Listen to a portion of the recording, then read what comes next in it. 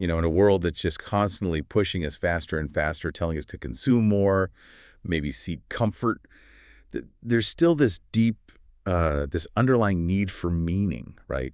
For purpose. Oh, absolutely. And honestly, we often find ourselves looking for the clearest path, maybe even a shortcut, to find it. Yeah, that search for clarity is just universal, isn't it?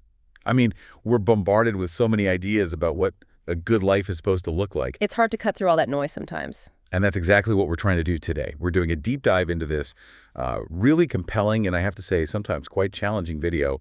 It's titled Live Like Jesus. Right, but it's less a religious thing and more, what? A philosophical critique. Exactly. It's this fascinating blend of philosophy, cultural commentary, personal stories, all mixed with some really sharp insights into Stoicism, modern society, and, what it genuinely means to live with intent. Okay, so our mission here is basically to pull out the most important bits from the speaker's viewpoint. He's got a very direct, sometimes provocative take on what a meaningful life is. Definitely. And we want to help you understand the core arguments he's making. So who is the speaker exactly? Right. So he's the author of a book called A Stoic Samurai. He actually wrote it in French originally Yeah. and then translated it himself into English, which is pretty remarkable. Yeah. And he even mentions reading his own book daily using Kindle glasses. So that tells you something about his personal connection to the material. He's really living it. Mm-hmm. So what's his core philosophy then? You mentioned Stoicism. Yeah, that's central. For him, philosophy, especially Stoicism, isn't just something to, understand intellectually. He calls it soul nourishment. Soul nourishment. I like that. So something you live. Precisely. Something you practice constantly. You integrate his principles into your day-to-day life. Let them actually, feed your spirit, make you more resilient. Okay, so it's very practical, very applied. Very. And he draws this really sharp line between that approach and what he calls comfortable philosophies. Comfortable philosophies. What does he mean by that? He argues they basically strip away the hard, useful parts of life. They make everything too easy, too pleasant. And he thinks that undermines real growth. Yeah, that seems to be his point. He thinks you need those hard parts. And he really champions Stoicism then as the way. He does. He builds it on the classics, Marcus Aurelius, Epictetus. For him, Stoicism, that whole focus on virtue, reason, controlling what you can, accepting what you can't, it's a really robust framework. It's not just an academic thing for him. It sounds like a deep conviction. Oh, definitely. And he's not shy about criticizing other philosophical movements or modern ideas. Oh, so? He sees them as kind of diverging from Stoicism, maybe for the sake of comfort. He calls them watered down, easily digestible ideas. Watered down. Yeah. Okay. And he thinks this creates problems. Yeah, he says they create a monster because they lack real transformative power. A monster. What kind of monster is he talking about? Well, I think he means that by promising ease without the struggle, these diluted philosophies leave people unprepared for real challenges. That fragility he sees in society, maybe that's the monster, a result of losing the rigor of challenging ideas. Right, losing the hard, useful parts again. Exactly. Now, as you can probably guess, with such a strong stance, he does get into some highly opinionated areas, potentially polarizing stuff when he applies this lens to modern society. Okay, so we should probably state clearly here. Yes. As your guides on this deep dive, our goal is just to impartially convey his views as he presents them in the source material. We're not endorsing anything or taking sides, especially on any politically charged content. Absolutely. We're just reporting on what he says. Right. So he moves from these philosophical ideas into some very concrete and, often controversial social commentary. Okay, like what? Where does he take this? Well, one area where he's particularly direct is his critique of certain aspects of modern women and feminism. Ah, okay. How does he approach that? He actually starts with a comparison. He talks about traditional Amish values versus modern values. He recounts meeting an Amish girl whose main goal in life was just to live like Jesus.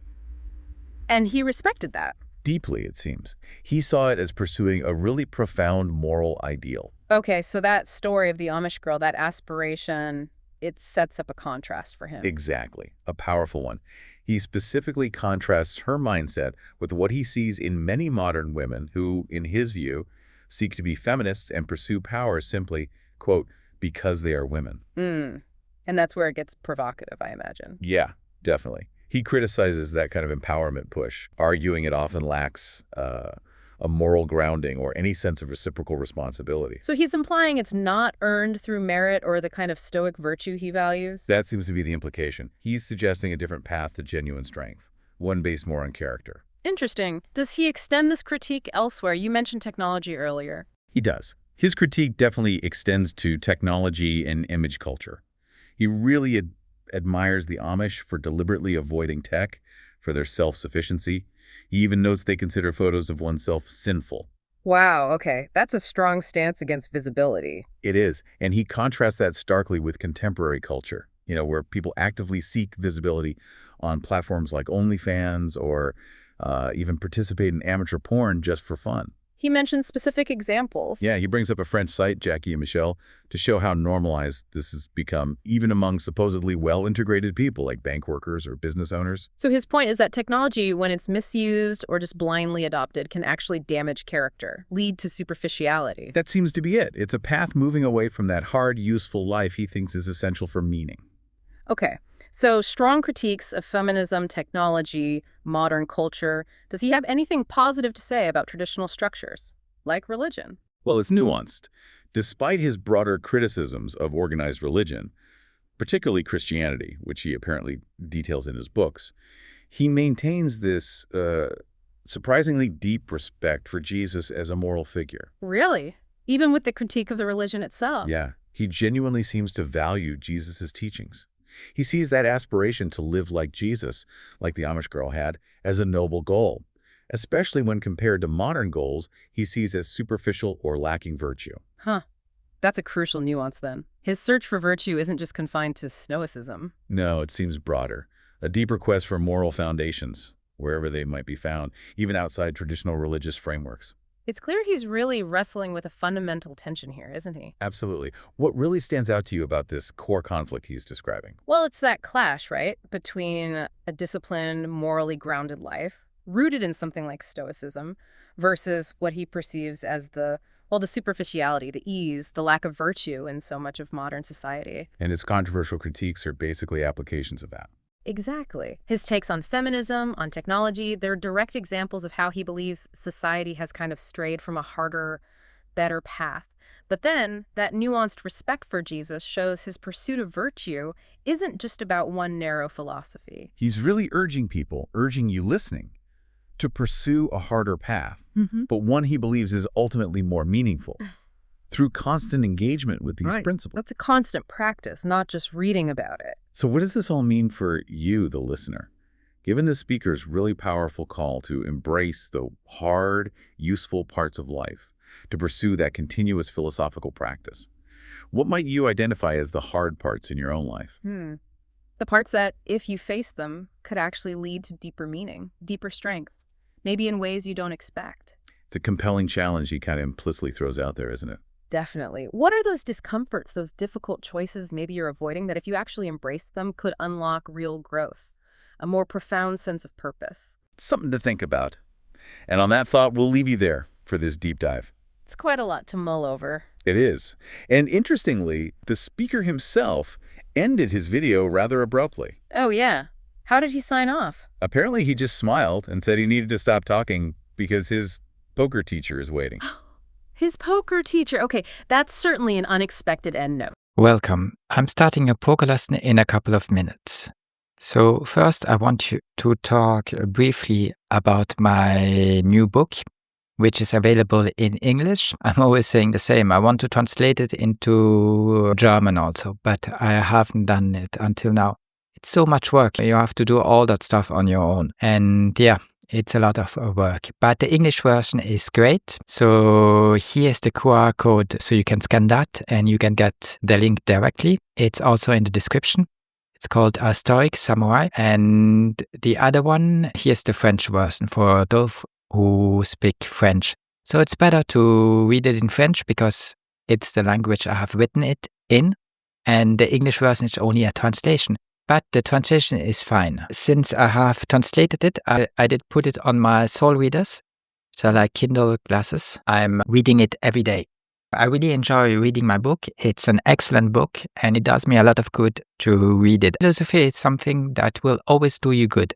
As long as you take time and you try to understand and you think about it, it will do a lot of good to your soul. And it's not something you should do just once. I mean, I've written the book, so I know perfectly well what is in the book since I have written every sentence and I have put every idea in that book.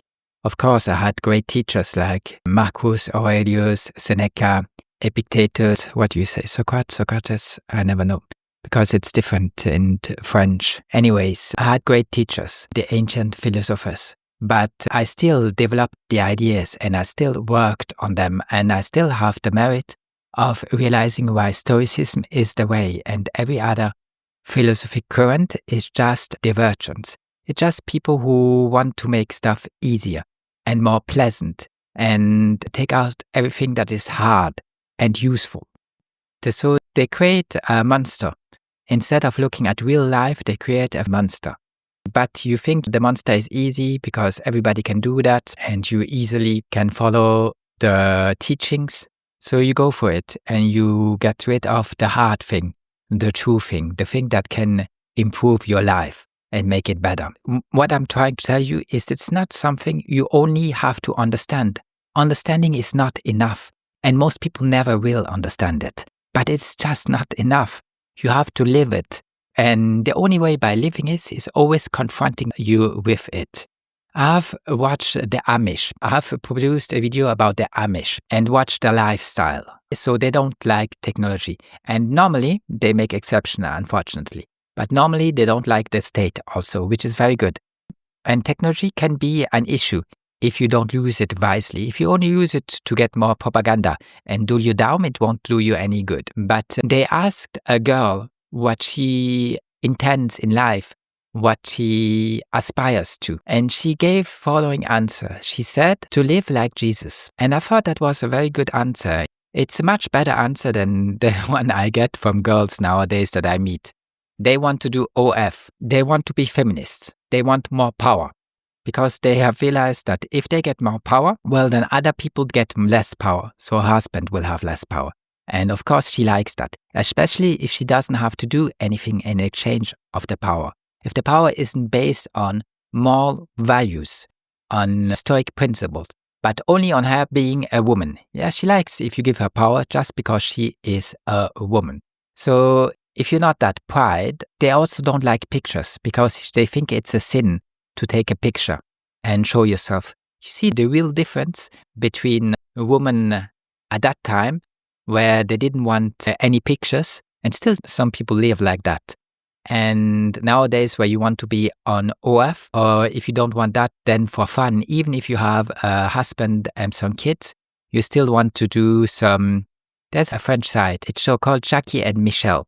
And you have people who are very well integrated in society. They work for a bank, they have a small business, and so on. And you have women who go to Jackie and Michelle to do some pornographic work for them for free, just for fun. So the mentality has really, really changed. And I rather have in front of me somebody who tells me that she wants to live like Jesus, incarnate Jesus and his values. I think that's much better. Much better. Now, I criticize religion and Christianity a lot in my book. I've done that in the book you can download right now, and I'm also doing it in my 5th book. But I still respect Jesus as a wise man. Now I have to stop because my poker teacher is waiting for me. So please allow me to stop and start talking to my poker teacher.